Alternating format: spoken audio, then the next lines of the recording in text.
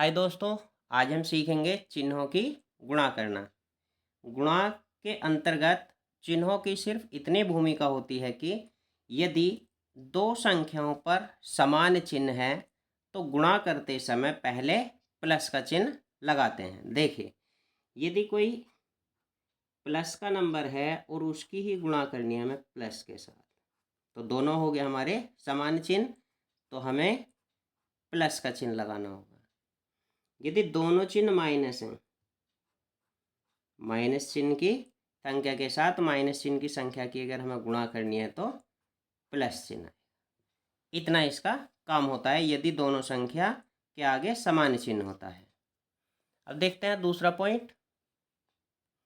यदि दो संख्याओं पर असमान चिन्ह हैं तो गुणा करते समय पहले माइनस चिन्ह लगाते हैं।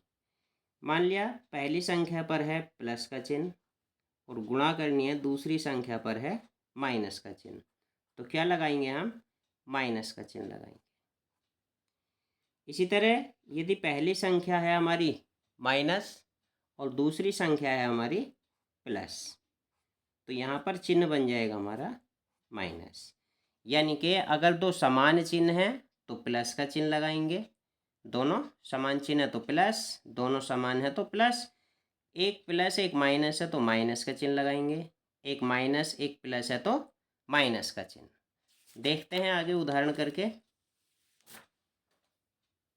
मान लेते हैं पहला है हमारा +3 में गुणा करनी है +4। तो दोनों के आगे देख रहे हैं हम प्लस का चिन्ह है तो प्लस का नंबर आएगा और 3 चौके 12। इसी तरह -2 गुणा करनी है -3।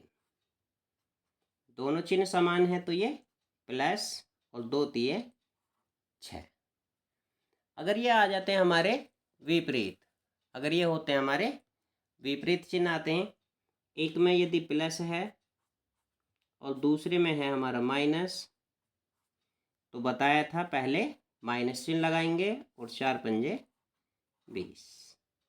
इसी तरह माइनस के साथ की हमें गुणा करनी है प्लस के 2 के साथ। तो यहाँ पर हमने देखा एक प्लस है और एक माइनस है, तो माइनस का चिन्ह होगा और 7 दूनी 14। प्लस के 2 की गुणा करनी है हमें प्लस के 8 में,